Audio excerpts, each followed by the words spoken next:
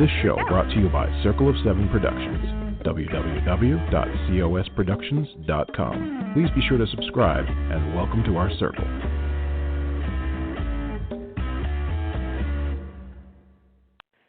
Well, hello, everybody. It is Readers Entertainment Radio, and I am Patricia W. Fisher, here to talk to you about amazing books with their amazing authors. And today, I am talking to a very dear friend of mine who I always love having on the show. Her name is Sasha Summers, and she grew up surrounded by books. Her passions have always been storytelling, romance, and travel, and she's written over 20 books and novellas, and that's just growing exponentially this year and next year. She's now a best-selling, award-winning author, and she continues to fall in love with each hero as she writes, which is pretty easy to do because she writes everything from easy-on-the-eyes cowboys, sexy alpha male werewolves, heroes of mythic proportions, and she believes everyone should have their happily ever after ending in fiction and real life. She lives near the Texas Hill Country with her amazing supportive family, her very grumpy cat, Gerald, who you should actually look up on her Facebook pages. He has kind of his own little fan following, and you can follow her on Facebook, Twitter, and on her website, and the write-up, and the links to those are in the write-up of the show. Welcome, Sasha. How are you today? Sasha, thank you. I am good. I'm cold. I don't know what happened with this weather, but all of a sudden it's like winter again. I mean, I guess we didn't really have one, so yeah. Right. So yeah, cold. We have these blueberry plants that we decided years ago to try and grow because I think it was fueled by my husband saying, these blueberries are too expensive. And I'm like, yes, let's just grow our own because that solves it all. So we got these whiskey barrels and with 6 of them, and then we have all these blueberry bushes, which are great because, it's you send the kids out, so don't complain if there's stems on your blueberries because they have to be done by hand. So you're going to complain about a small bowl of blueberries. So the cold weather, when it's cold, and for us it's cold, it's 35 degrees right now. Yeah. I'm sure people in Connecticut are going, cry me a river. Laughing. But exactly. Right. They're outside in shorts like, and flip-flops. That's They're like, not cold. Yeah. Yeah, but I keep thinking, but the blueberry plants really like it, so it'll be okay because we'll have blueberries in our backyard. That's the upside. Yeah. Yes, that is the upside. Yeah. Blueberries. The 2 times it snowed in San Antonio. Right. The 2 times it snowed in San Antonio in the past, 8 years, 9 years? Yeah. We got so many blueberries. Really? Because, so because they got really for them cold. to really germinate? Something. I mean, that's why most blueberries are grown, more north, and you see the big, huge ones.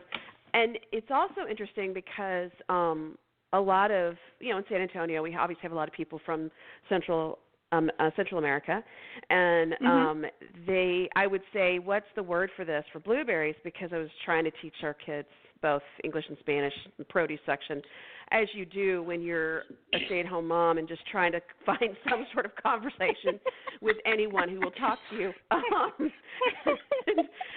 And it was funny because blueberries aren't grown in the hotter climates, they had blackberries and all these others, but they didn't have blueberries. There wasn't a word. Interesting.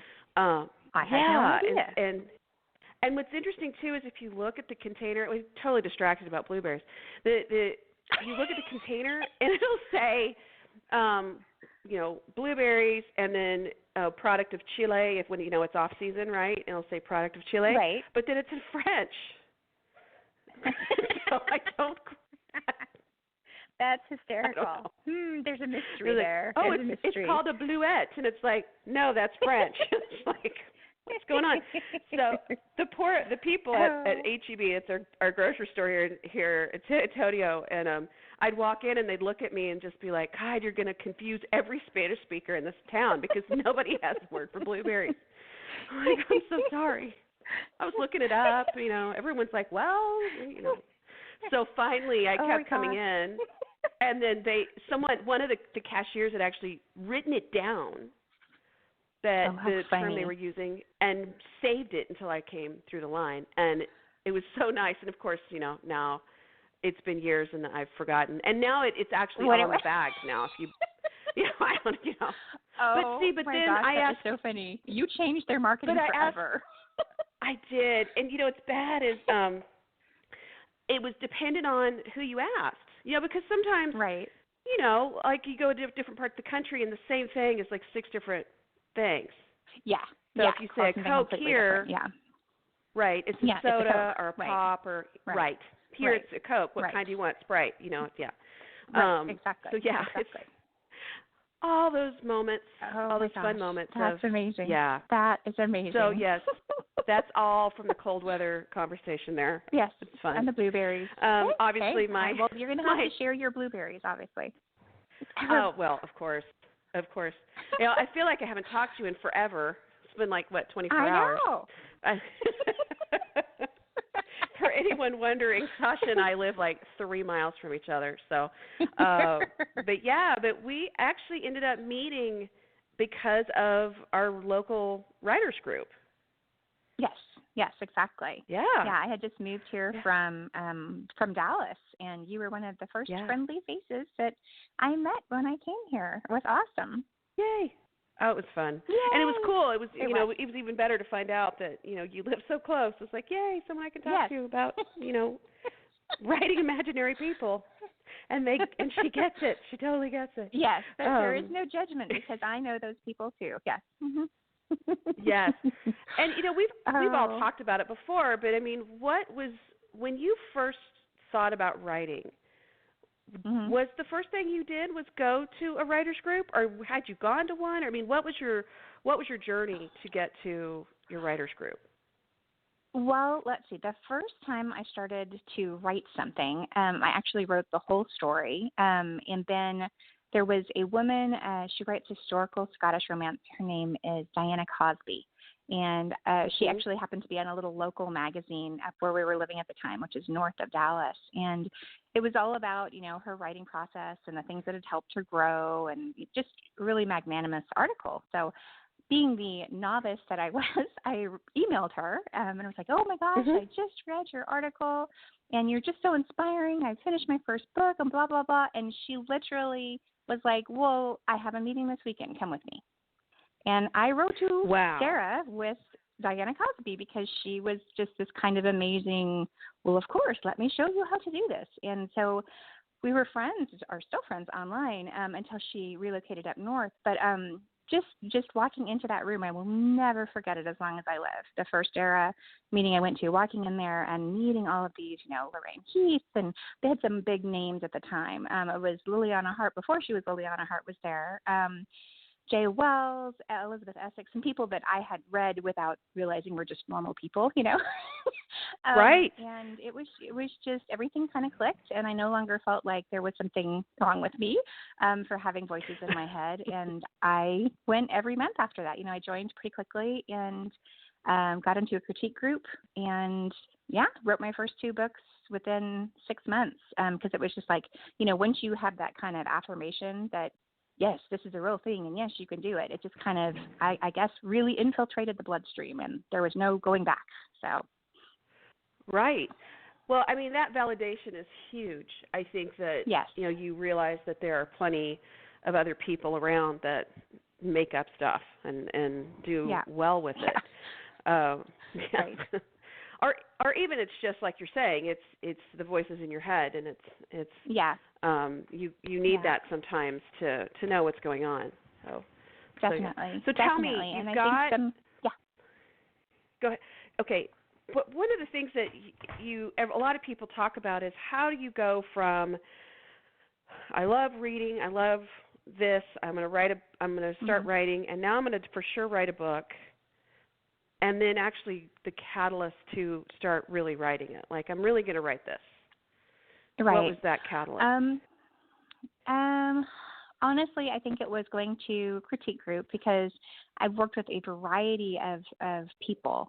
Some of them, it was more of a hobby writer, which are people that just like to write but didn't ever have any plans to pursue actual publication. I had another woman who'd been trying to get published for over 20 years, and then there were about 3 of us within probably 5 years of age that were all kind of, this is still new for us. We were super passionate, but we didn't really know what to do. And we kind of, the 3 of us made this pact that Yeah, yeah. So the three of us kind of made this pact that we were going to do everything we could to finish these books, and then once that was done, see where it went. And I think that it really helped. One of the women, again, have kept up with her, Sandy Williams. She had this amazing urban fantasy series. It was just fantastic. And she basically, she was under contract almost immediately. It was a great, great series. So, working with people that are in the same position, I think, again, it's that whole kind of, okay, go team, But I think that different people, it's going to be a different trigger. I mean, we've talked about this over and over again, that everybody's journey and everybody's process is so different. So what works for some people, other people will be like, what are you talking about? What does that even mean?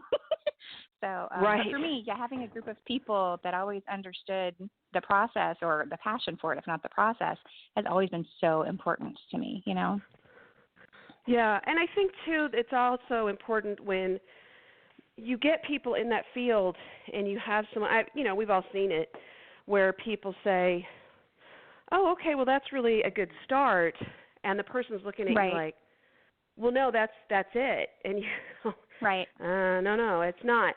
And also, I remember talking to one author, and she had already decided she was going to do indie, and she pulled her printed book out, and it was probably 600 pages, and it was just my first book's 130,000 words, and we're all looking at each other like, no. Oh, and yeah, and we said, well, who's your editor? She's like, oh, I'm a copy editor. I'm a copywriter. I know what I'm doing. I'm sorry, she was a tech writer. Yeah, and I know what I'm doing, and we all more thought, of a different, No. Yeah, and it was just like, no, you need another set of eyes. You need something else. Yes. Yeah. Everybody does. I mean, that's not a dig at anybody's, performance. It's just a kind of thing, because we're not going to catch everything, I mean, here's a perfect example. I'd read through this last book over and over and over again, right? Everything looked good. And then I got the galleys on it, and it was supposed to be, especially in this public environment. No, it said, especially in this pubic environment. I was like, oh, no, that is not the correct word. That changes the entire situation. We don't want that. Yes, this is a very different book now. It had been a while since I'd lifted the book. You know what I mean? Yeah. I mean, I'd looked at it at least 3 times, but it had been several weeks. So, and this was like the final round of copy edit. So it's like, oh my God, I wasn't the only one that didn't catch it. So having fresh eyes is so important. It's not a, you can't do this on your own. It's just make sure you're doing the best you can do, and this person can help you do that. Definitely. Right. I think too that it's that feeling of, we all get into our worlds as we write, and it's that idea of, well, I know this, therefore I know I've explained it well enough for everyone else. And I'm actually critiquing something right now for a friend's daughter who's got aspirations to write, and I asked her, I said, do you want me to be, how deep do you want this critique to go before I even look at it? And the girl's like, rip it up, just rip it up. And I said, okay. Wow. She's in high school. Okay. I thought, oh, okay. Right. And I'm reading it, and I was talking to her mom yesterday, and I said, I'm still working on it. And I said, the first thing we all have to do as authors is realize that nobody knows our characters but us. Right. And so exactly. Remember, and we've all done it, but you write with the assumption that they all know what you know.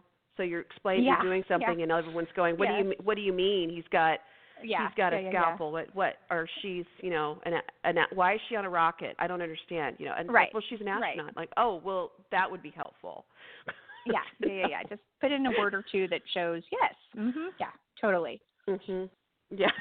Yeah, it's so. Are you enjoying the book?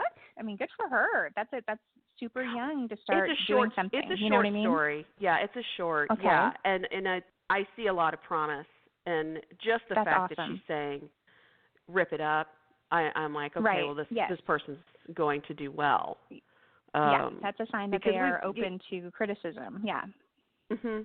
Right. And again, we've all had horrible criticism. Like we get it sometimes that I've got to be brutal and say this isn't working. Mm-hmm. But there's also times when you get from your critique groups, this is the worst thing I've ever read. Like, that's not helpful. No, that is not helpful. Well, and I do believe, because we've been doing this for a while now, that there are some people that, all editors are different, but there are some people I don't think I would be able to work with because the way they choose to convey their edits is not exactly nurturing. And for me, that is just so mind blowing that someone could be almost gleeful when they're like kind of dissing a writer's work. There's been a couple of different instances where they're like, oh yeah, no, this is what they wrote about it. And I'm like, wait, they said this makes the heroine sound stupid? I mean, this is an editor. Couldn't they have said something like, maybe we could strengthen your character? You know what I mean? I'm like, that's really, right. That would make me sad. That would make me kind of crushed. And I mean, so I'm open to criticism, but I still am kind of like, you have to do it in such a way where it's like, okay, we can fix this versus she's a moron. Right. I was like, wow. Right. Well, and it's just like with anybody, you're sitting, people who complain all the time, and it's like, but what's your solution? Right. So, okay, this isn't working. Exactly. So what do you suggest? What's your solution? Because all of us, even those of us who've been doing it a while, sometimes we a lot of times really fall in love with our stories. And we are braced for the response, but and it's always great when it comes back and there's just like little edits, like pubic to public, and there and there, and to right. Those are great, but when they come back and say, see what you wrote, like you really wanted to, that's fantastic. Yeah. So Exactly. it matters. It certainly does. We've all met people who are like, well, I got critiqued, I didn't like it, and so I quit. I'm like, well, I can't help you. Yeah. Yeah, exactly. No, I think that, like what you were just saying about the girl in high school, I think when an author is actually ready to seriously pursue writing is when they are saying things like rip it up. If they're not there yet, they shouldn't be looking at being published. They just shouldn't. It means they're not in a place to actually be receptive to the fact that there could be flaws with their work. And until we realize our stuff isn't perfect, it's not going to be a good situation. So that's awesome. That's a sign of promise right there for her. So. Yeah, I'm excited. I'm excited to get it back to her and talk to her about it. I think I'm going to try and see if they'll meet for coffee and sit down and say, hey, this is the deal. And so now that we've gone this massive tangent, let's talk about your new book. So you have a cute new. This is such a sweet story, and the cutest title. It's Dog Park Sweethearts, right? Yes. That is adorable. Cover's adorable. So tell me about this story and how you came about coming up with it. Okay. Well, I knew that my publishing house was looking for certain times of the year's kind of settings. So they had said they were looking for Valentine's stories, and hello, Valentine's is kind of a no-brainer as far as romances, right? So, right. But I knew that they were also wanting to go low drama and super sweet. So, that takes a lot of stuff off the table because I tend to be kind of on the dramatic side normally. But this is my second really sweet novel, and it's really just fun because it's a world where there's not a lot of excessive drama, where the black moment is, it's like a but it's not a, oh my gosh, knock the breath out of your chest. It's still a guarantee sweetness. So these characters are very funny. My heroine is super quirky. Her name is Autumn Welsh, and she and her sister Harley run a kind of like a painting with a twist studio. Harley does, she throws pots and pottery and stuff, and then Autumn is the painter. So they do classes and all that good stuff. But Autumn, she's just super quirky. She has, seasonal knee socks that she wears all the time. And she's just very bouncy and bubbly and just a lot of fun. And she has adopted Kobe, or short for Cobalt because she's a painter, Cobalt Blue, blah, blah, blah. I know. Brilliant, right? Anyways, so she's adopted Kobe from a shelter, and she has met, he was native, Noah. He had grown up and was born there, but he'd gone off and traveled, and he's back to fix up this big historical home there in Crossvine Creek. And he ended up adopting a dog, which he had not planned, but just because he had fallen in love with Baxter. And so when he adopted, Autumn was there because she volunteers at the shelter, and the two of them have just been meeting in the dog park there in town for about a year. They bring their puppies, and Okay. they're like best puppy friends ever, and hang out and have coffee. And he thinks she's hysterical, and she thinks he's just the sweetest guy ever. And so they've become really, really good friends, but totally just friends. Because he's going to be leaving soon, and she's so focused on, making sure that the studio that she has with her sister stays on the up and up, that romance at this point, meh. But Noah's been worried about his mom, and Autumn's been worried about her dad. And so they came up with this idea to just introduce them and hope that they'll become friends. They're not really automatically thinking relationship. They're just thinking these are two older people who have lost their spouses. What's the harm in introducing them to each other so that they can, maybe possibly be friends? And it's just so much fun because the two of them trying to continue to get the two of them together. And then the parents are like, ooh, so they have this budding relationship. So we need to try and make sure that Autumn and Noah are together all the time. So it's like they're working against each other for each other. It's just a lot of fun. Yeah, a lot of sweet fun. And obviously, everything's going to come out okay in the end. But just a really sweet visit to a really sweet place. And I get to write Harley, the sister story, and her book will be Pumpkin Patch Sweethearts, and it will be coming out in the fall. So, yes, good stuff. So how do you transition? Because I know a lot of people talk about a lot of authors write a certain niche or certain, that's their Mm-hmm. strength, and that's what they love to do. And Yes.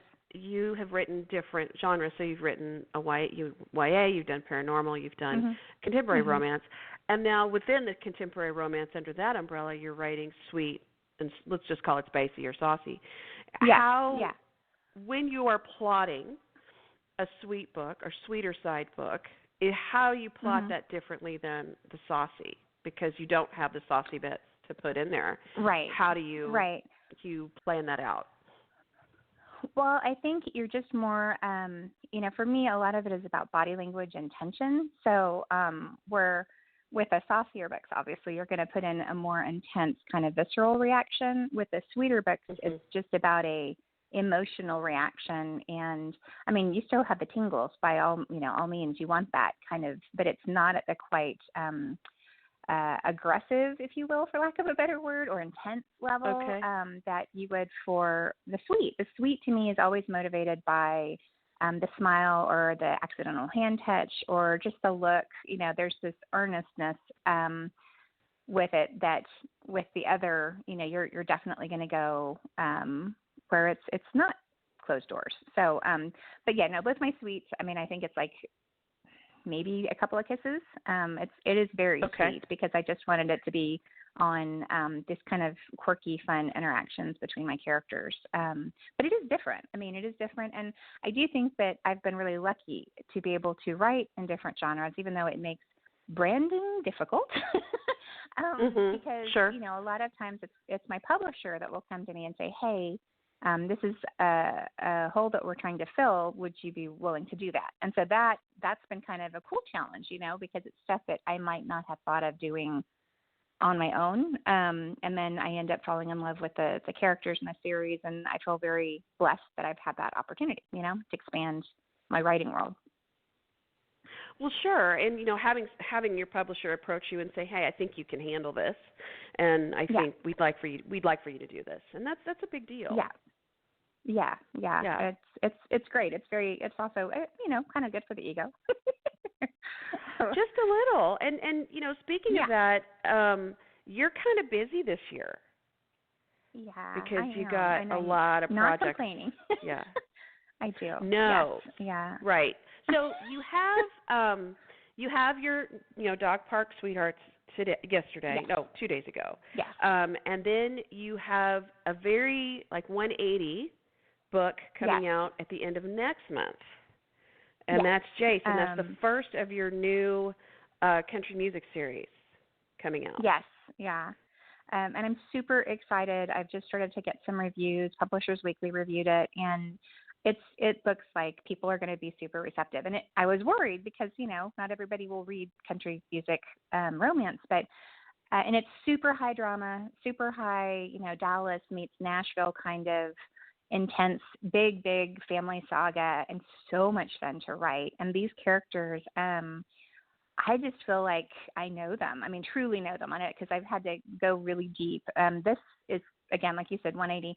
There's a lot of drama. There's a lot of significant topics in this book that, could make it difficult for some people to read it. But I tried to write it in such a way where it was very empowering for a lot of women that have been victimized. So I am hoping that it will do well and that people will enjoy it and yet also get that kind of sense of, female empowerment out of it, which I think sometimes a lot of readers don't realize that romance can do that for women. It is about giving a woman a sense of control and power, and supporting the female idea of being soft and feminine and having emotions and still being amazing. So yeah, I'm super, super excited about that book and hope that readers will really get excited about it. So fingers crossed.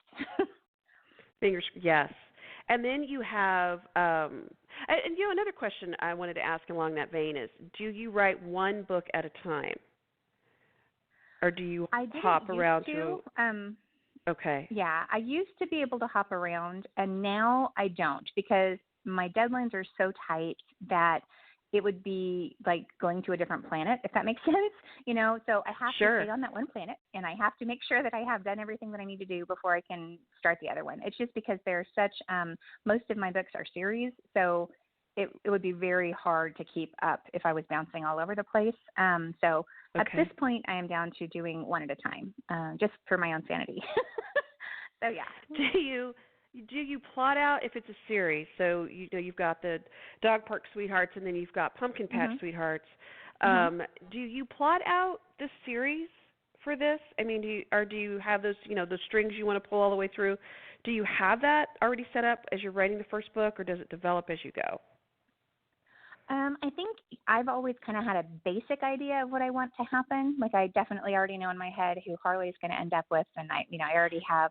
But by the time this book was finished, I knew exactly what was going to happen for Harley. So, so I think when I start a series, yes, there has to be kind of I know that for each book, this needs to be the dramatic, kind of focus or their conflict or whatever. But down to all the little details, no. That kind of slowly emerges, and then I just finished the second Kings of Country book, which was Brock, the Emmy Lou's hero. And it, some things, there's nothing like riding along and you're like, no, this is what happened. You're like, okay, wait, Sasha, you're writing this book. I mean, hello. So apparently the subconscious will even, put itself on the page sometime. But that's like the best for me. It's happened a couple of different times when I'm writing and I'm like, I didn't know this was going to happen. And you're like, I know. Okay, this is a little much. But yeah. So yeah, every once in a while my own books throw curveballs at me and I think it's awesome. So yeah. Yeah, I remember years ago, Pam Morrissey, who's a fantastic writer and person in general, she was talking about, sometimes you plot for your books and then characters keep showing up. And so one of it was she had a guy whose father died in prison. Okay, that was the character's part of the character's backstory. And she's writing along, and the dad shows up. And she's like, no, you're dead. And so she, erases it and goes on. And then the next day, the dad shows up again. And she's like, no, you're dead. And then by the third day, he showed up. She's like, oh, okay, fine. And she just put him in there. And she said it made for a stronger story. But, any other room of people would have been like, okay, should we call somebody? Is there somebody we need to talk to? Exactly. And we're all like, oh, wow, writing notes. Yes. I remember being at a writing, Jolene Navarro, who writes inspirational romance, we had gone on a writing retreat. We were scoping up a possible place for all of our writing group to go on the coast. And so we went and we were writing for the whole weekend. And I was writing at that time the first werewolf book.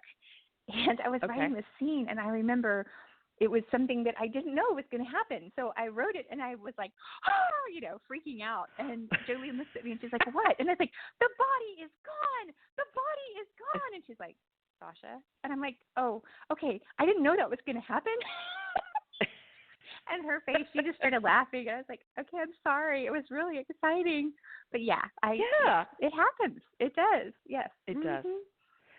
I've done that too, and it's almost like you it was one of those moments that you actually wish that someone was videotaping your reaction, because Yes. you're writing Yes. and you're like, Yes. oh, okay, this is what's going on. Yeah. You know, you're like, oh, right.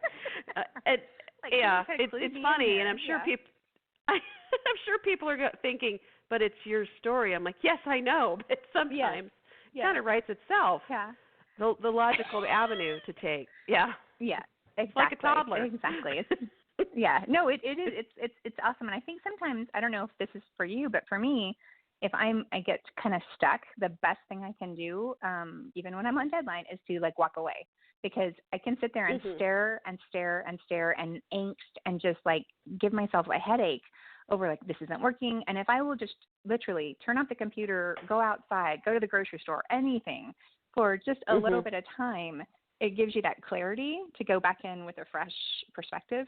And knock on wood, that has never failed me.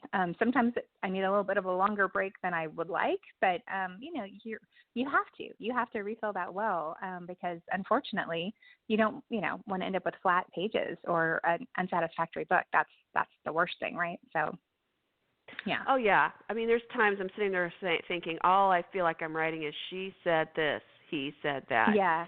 Ha ha. You know, like, it's not.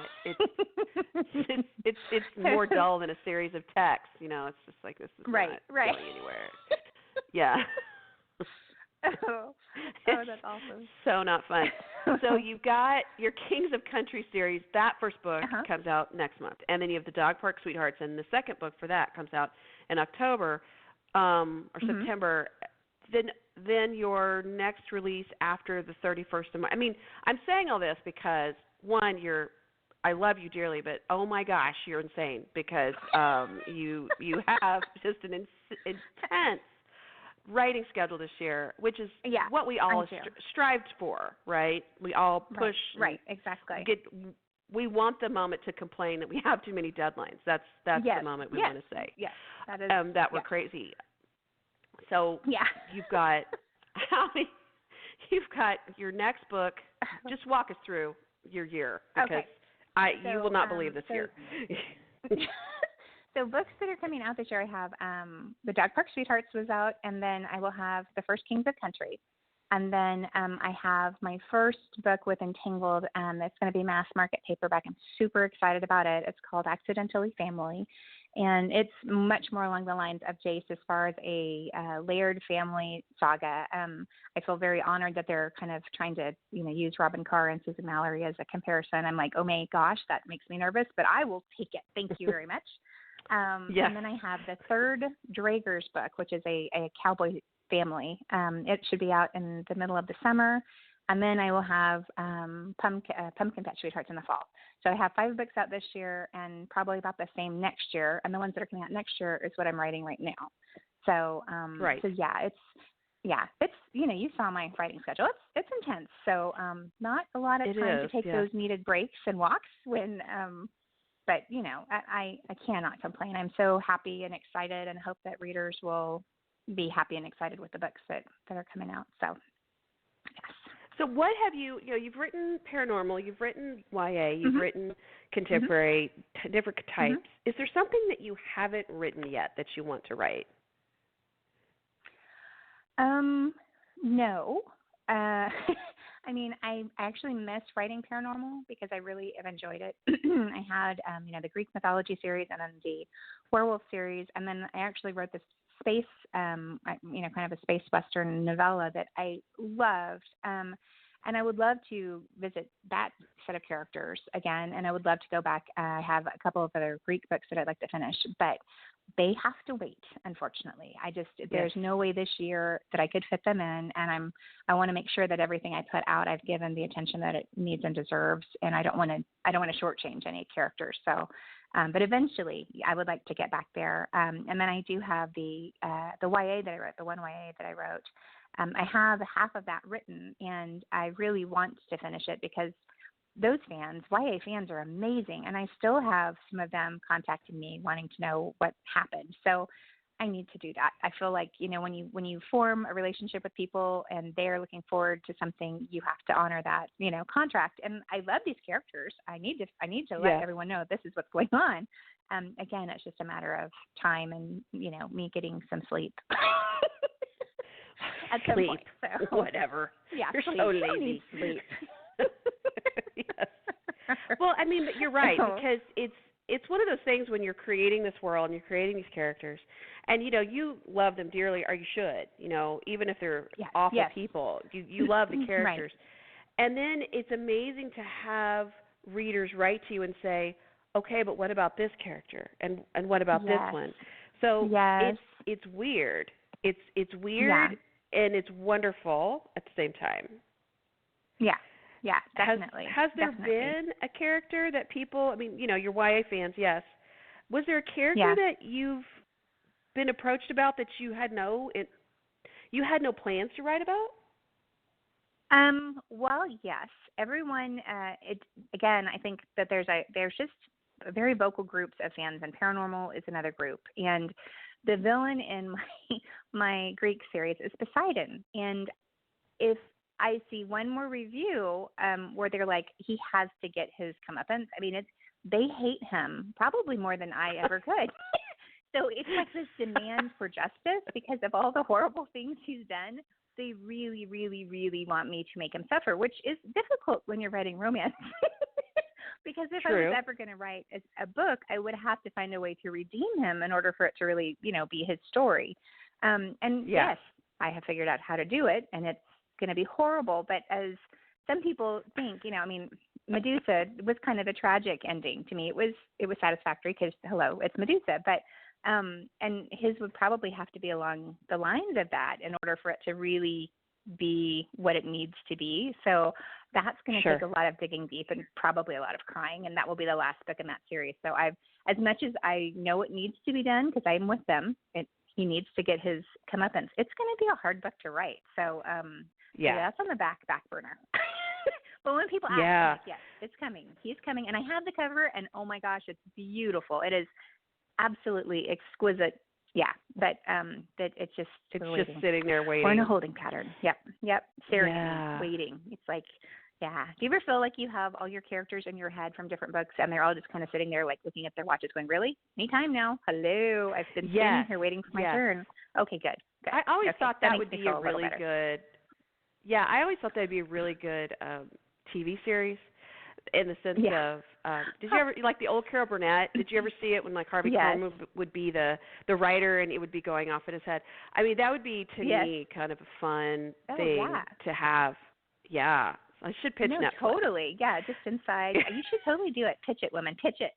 I love it. I think that's awesome. Do it, because I have nothing else I'm doing right now. Nothing else. You're just a lady of leisure. Mm-hmm. Yeah, sure. Yes. So I'm just waiting for Reese Witherspoon to call me and tell me that I'm her new librarian. That's all. That's all I'm doing right now. So that would be awesome. That would be amazing. Well, I did. You know what? I was really stressed about. I wasn't stressed about the. You write your little thing up about who you are, and I did a pretty decent job with that. I had a couple people look at it before I sent it. But they have you do a 90-second video that you have to turn in, obviously, because you have to be comfortable in front of the camera.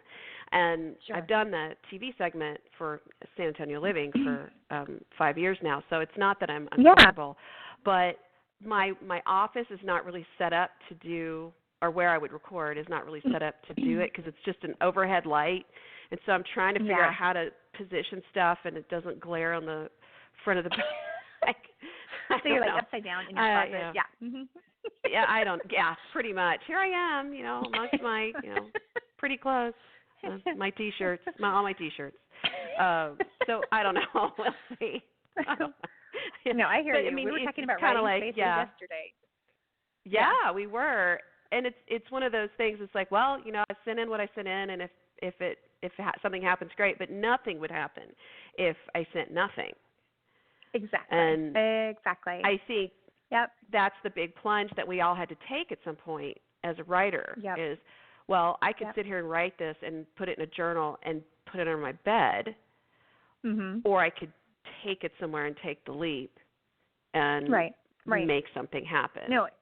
So, yeah. It truly is a moment of confronting your deepest fears and just, holding your breath and hoping that it all falls out the way it's supposed to. But like you said, if you don't do it, it's one of those things where you could literally regret or question the rest of your life. And that's just not the way a person wants to live. It's just not. So, Yep.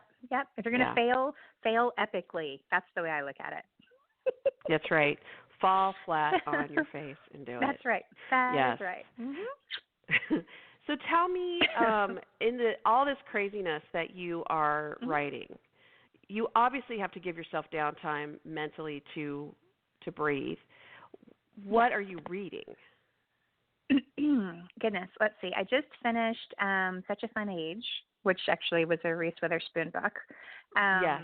And it was amazing. It was really just kind of like a whoa kind of thing. Really enjoyed it. But it was definitely one of those things that, makes you think afterwards. And I really appreciated that. So it was good. On my bedside table right now, I have Jodie Thomas's latest, and I have Kylie Stewart's first book. Oh, I can't remember the name of it, but she's a delightful young author that I have met up at a recent conference in Dallas, and so I'm super excited to read her stuff. It's a historical piece. So so those are the two that are coming up next. But I've also watched. I kind of binged watched the new BBC Dracula, and I'm totally in love with. His name is Claes Bang. It's the guy who played. I mean, his name is like, oh my gosh, you could use that as like a cuss word, Claes Bang. I mean, he's amazing. But I got totally hooked on it, and it's from BBC, so it's British, and it definitely has a strange ending. But I loved it, and I cried, and I was like, why am I crying over the end of a TV show about Dracula? But oh my gosh, I adored it. And I think it was, again, because I do still have such a passion for good paranormal stories, and it really was well done, I thought. So you got to take a break every once in a while. And we've watched some of Mandalorian. I guess we've finally finished it. And it was, to me, hit or miss. Some of the episodes were amazing. Some of them, I was kind of like, this is definitely a filler chapter. You know what I mean? Right. But the whole fundamental truth of this warrior protecting a baby, that appeals to everybody. I mean, because that at its core is what the story is about. So a not so good guy realizing at the last moment that he can't give this baby over to basically be, experimented on. And so he goes back and saves this adorable floating baby with magical powers. I mean, hey, woo, I'm there, Right. So, yeah. And the amount of memes that is inspired has been phenomenal. Oh my gosh. Yes. Even my husband, who is he's not a pop culture person at all. His coworker is like a total hardcore. His coworker made him a 3D model. He's a 3D printer of the baby Yoda with his little sippy cup. And my husband has it on his desk. I'm like, really? Really? He's like, but it's so cute. I'm like, oh my God, who are you? Right. So yeah, Thanks. Everybody loves what Baby happened? Yoda.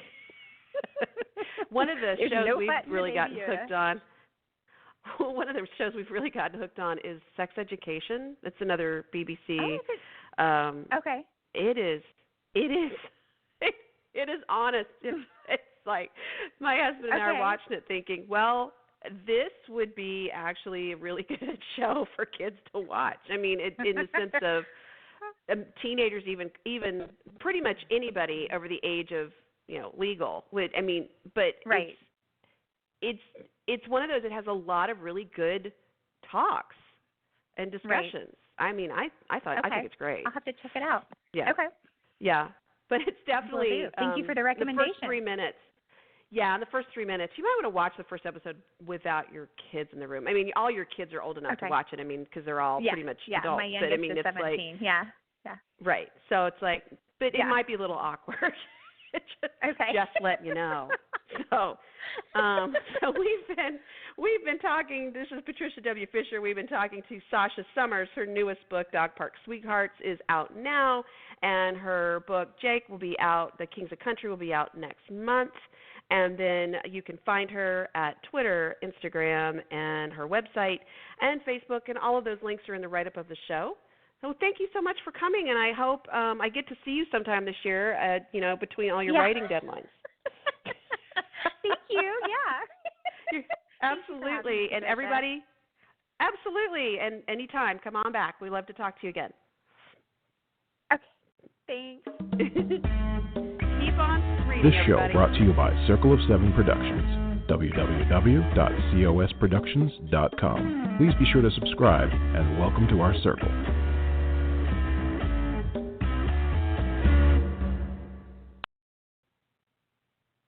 From the excitement of nominations to the applause after the opening of an envelope at the big award shows, The Hollywood Reporter is your source for the inside scoop on the moments leading up to and celebrating the wins of your favorite films, actors, and all the people that made them.